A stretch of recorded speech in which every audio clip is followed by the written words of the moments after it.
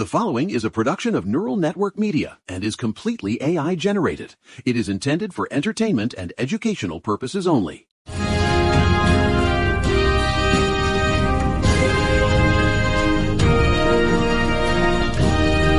morning, Queens. Good morning, America.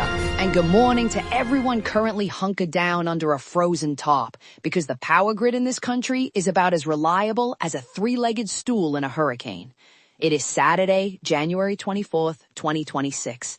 And I gotta tell you, I am running on 3 hours of sleep and a cup of coffee that's mostly grit. But we are here. We are so here. It is literally January 24th, and the vibes, they are non-existent. It's just static and sirens at this point. Look, we have a massive show today. And when I say massive, I mean we're looking at a dumpster fire so big you can see it from the moon. We've got 7 major stories to break down, ranging from paramilitary occupations in the Midwest to the GOP basically turning into a middle school nurse's office where everyone has to take their vitamins just to keep the government from falling over. No, literally, it's giving final season of a show that should have been canceled 3 years ago, but the writers are just on a sick, twisted power trip now. Honestly, it's worse than that. Yesterday, we talked about Operation Aurora and that absolute bloodbath of a border policy. We touched on the oil looting in Venezuela, and of course, my favorite, my nephew Vector's little friends over at Doge leaking social security numbers like a sieve. Vector, if you're listening to this in your sensory deprivation pod or whatever you call your bedroom these days, get a real job, kid. People's lives aren't data sets for you to play with. Vector is high-key in his villain arc era, but with zero charisma. It's embarrassing for the family, Mary. Truly. Tell me about it. But today we gotta start with what's happening in Minnesota. We covered the start of Operation Aurora yesterday, but this Operation Metro Surge in the Twin Cities, I gotta tell you, Maya, this isn't law enforcement. This is an occupation. I'm looking at these reports, 3,000 federal agents, ICE and CBP roaming Minneapolis like they own the place. It's a literal paramilitary era. I saw the TikToks of the South Minneapolis checkpoints, and it's not even trying to look like a police action anymore. It's giving invading force. Exactly. It's like, imagine if your neighbor didn't like how you mowed your lawn, so he hired a private militia to park a tank in your driveway. That's what DHS is doing. And the catalysts here, they are gut-wrenching. We've got the killing of Renee Good on January 7th, 37-year-old U.S. citizen, a legal observer, shot by an agent named Jonathan Ross. DHS tried to call it domestic terrorism, but the video, thank God for bystander video. It shows her car was turning away from them. It's the gaslighting for me. The agents are out there literally unaliving citizens, and then the press release says we were threatened by a Honda Civic. It's so mid. It's so transparently fake. And then you have Liam Ramos. Maya, I'm not gonna lie, this one got to me. A 5-year-old kid wearing a Spider-Man backpack, and ICE detains him to use him as bait for his father? Are you kidding me with this? You're using a kindergartner as a lure like you're fishing for bass? Low-key, that's the most demonic thing I've heard this week, and the bar is in hell. The schools in those districts, attendance is down 80%. Parents are literally too terrified to let their kids get an education because the feds are camping out by the swing sets. It's a flop era for human rights. It's a war on reality, just like I've been saying. They want to make the simple act of living in a neighborhood feel like a crime. And there's this secret memo floating around, journalists are digging into it, that basically says the administration is trying to bypass the Fourth Amendment entirely in these surge zones. No warrants, no probable cause, just, hey, you look like you don't belong here, get in the van. It's the ratio, they're trying to ratio the Constitution into non-existence. I don't know what that means, Maya, but it sounds right. If the Constitution is a plumbing system, these guys just shoved a brick down the main line, and they're wondering why the basement is flooding with sewage. But hey, speaking of flooding the zone, let's talk about Davos. You were watching the rupture over there, weren't you? Oh, it was high-key chaotic. Canadian Premier Mark Carney called it a rupture, not a transition. Basically, the U.S. showed up to the World Economic Forum and was like, yeah, we don't do global cooperation anymore, we do Venmo me for your safety vibes. Transactional defense. It's the protection racket model of foreign policy. Literally, Secretary of War Pete Hegseth dropped the 2026 National Defense Strategy, Restoring Peace Through Strength. But the fine print, it's basically telling our allies that if they want the U.S. military to care if they get invaded, they better start opening their wallets. And they demoted China. China isn't even the pacing challenge anymore. Now the focus is Homeland First. Homeland First, which is just code for we're going to spend all our money on shiny toys for the border and space lasers. Did you see the Golden Dome funding? The space-based missile defense system? Yeah, they're asking for like another $13 billion for 2026. It's giving 1980s Star Wars reboot, but with a much worse budget. It's brilliant Pebbles. That was the name of the tech back in the day. It's digital snake oil. We're going to spend $800 billion on a dome that probably won't stop a Roman candle, while people in Minneapolis are being hunted by feds in Spider-Man backpacks. It's all a distraction from the fact that we're pulling out of the international order. We're becoming a rogue state with a very expensive umbrella. It's also just such a main character syndrome move. Like, we don't need the world, we have a space dome. Okay, Jan, good luck with that when the global economy literally collapses because you've treated every ally like an NPC. Well, and it's not just the allies they're hurting. Let's look at what they're doing to women globally. Yesterday, we talked about H.R. 7, the push to make the Hyde Amendment permanent. But now, the State Department just supercharged the Mexico City policy, the global gag rule. It's not even just a gag rule anymore. It's like a full body muzzle. They're blocking $50 billion in aid. $50 billion. And here's the kicker. It's not just about abortion anymore. If an NGO even mentions gender ideology or, God forbid, has a DEI program, boom, funding gone. It's so cringe. They're literally willing to let 50 million women lose access to basic contraception and healthcare just because they're scared of a diversity and inclusion PowerPoint. It's the ultimate fragile masculinity policy. It's a chilling effect that goes all the way down the line. If you're a small clinic in a developing country and you get $5 from a larger group that gets money from the US, you have to shut up about everything. You can't counsel people, you can't advocate. You basically have to be a silent partner in the administration's crusade. And domestically, did you see the Kentucky gas station subpoenas? Wait, what? I missed the gas station part. I knew about the abortion pill crackdown, but gas stations? No, literally. The state is subpoenaing travel records and even security footage from gas stations near the borders of states where abortion is still legal. They're trying to track people who are fleeing to get health care. It's giving, like, Handmaid's Tale, but make it a convenience store.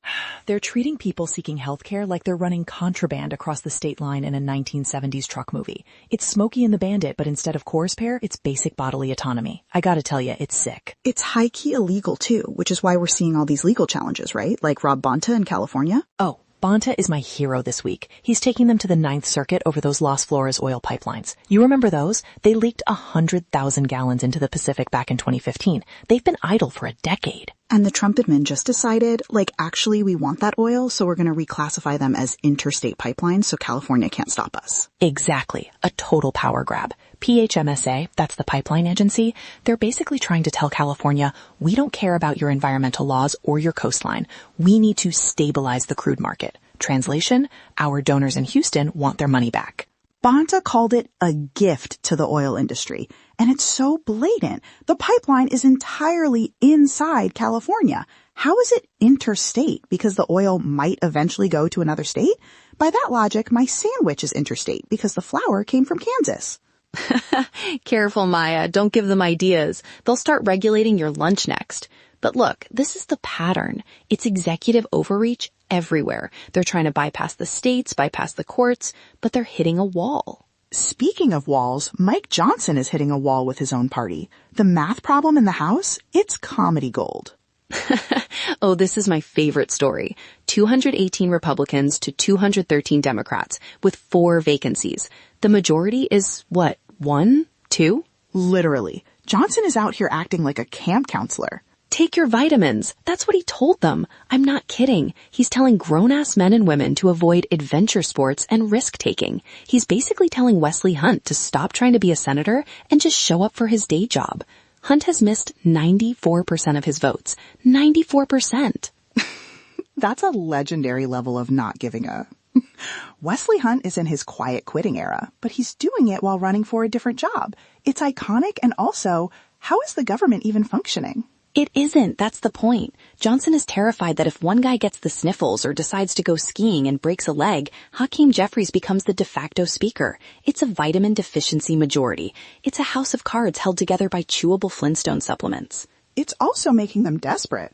That's why the RNC is doing this midterm convention thing, like a convention for a midterm? Who is that for? It's a rally for the base because they know they're losing the moderates. The Operation Metro Surge stuff we talked about, the shooting in Minneapolis, that's killing them with suburban voters. People might like border security as a slogan, but they don't like seeing 5-year-olds in Spider-Man backpacks being used as bait on their local news. No, literally. It's a vibe shift.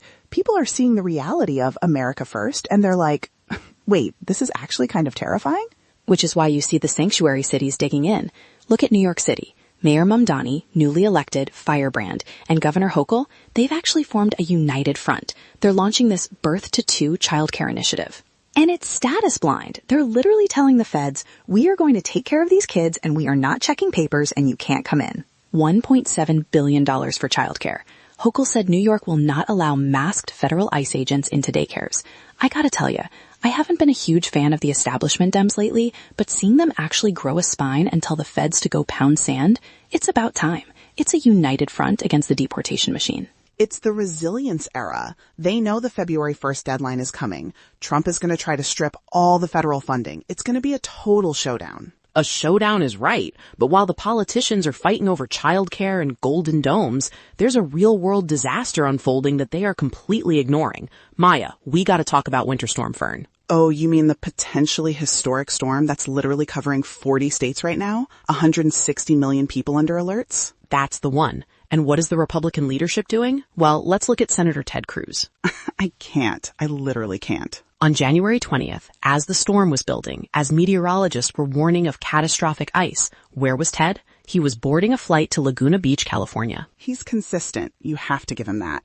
When the going gets cold, Ted gets going. To a beach. It's his brand now. It's not just Cancun 2.0. It's a systemic failure. 19,000 homes in Texas are already without power this morning. The ice hasn't even fully set in yet. And these guys are telling us the grid is fine. It's reliable. It's reliable until you actually need it. Then it's just, sorry, please use this space heater powered by your own sense of betrayal. Look, I gotta disagree with the people who just focus on Ted's vacation. Yeah, it's pathetic. It's the move of a man who doesn't give a damn about his constituents. But the real crime is the America First withdrawal from global climate treaties. While 40 states are freezing, we're burning the maps. We're dismantling the National Center for Atmospheric Research. We're deleting data. We're pretending the climate isn't changing while the Midwest is seeing feels-like temperatures of negative 25 degrees. No, literally, we're in our burning the library era. It's so anti-intellectual. Like, if we don't have the data, the storm isn't real? That's not how physics works, bestie. It's like, Maya, imagine you have a leak in your roof. Instead of fixing the shingles, you just fire the guy who told you it was raining and then you delete the weather app on your phone. That's the GOP's climate policy. If I can't see the numbers, I don't have to feel the cold. But the grid in Texas, they keep saying it's better now. It doesn't make sense. It's about control, not service. They want to control the border, they want to control women's bodies, they want to control the pipelines, but they can't or won't control the actual infrastructure that keeps people alive. It's a failed state masquerading as an empire. It's giving collapse of the Roman Empire, but with worse outfits and 5G. Well, I don't know about the 5G, but the outfits are definitely worse. Wait, we have to talk about the sponsor before we go. We talk a lot about systems, but we need to talk about labor. Independent media like this doesn't just manifest out of the ether. It takes real human work to build the infrastructure. We are 100% here because of the vision and the grind of Eric Christensen. He's not a media conglomerate. He is a builder who poured his own resources and time into creating this platform so we could have these conversations. If you value independent voices over corporate algorithms, please consider supporting Eric's work. It's an act of solidarity that keeps the lights on and the servers running. Amen to that. Because if we don't have independent voices, all we have is my nephew Vector telling us that the Golden Dome is going to save us from the ice storm. I'm not gonna lie. I'd rather freeze than listen to one more of his neural daily segments about how AI is going to solve the energy crisis. Vector's show is high-key the Daily Delusion. He's probably out there right now trying to mint an NFT of a snowflake while Texas is in a blackout. He's a paste eater with a microphone, Maya. Always has been. But we're still standing. Despite the storms, despite the golden domes, and despite the GOP's vitamin intake. We're here. We're here. Stay safe, stay online, and for the love of everything, don't go to Laguna Beach if you're a senator. It's a bad look. And take your vitamins, I guess. Mike Johnson says it's important. Hard pass. I'll take my chances with the ice. That's our show for today. We'll be back tomorrow to see if the Texas grid is still in one piece and if Mike Johnson has finally resorted to bubble wrapping his congressman. Until then, keep the line, keep your grit, and for God's sake, keep an eye on your neighbors. It's cold out there.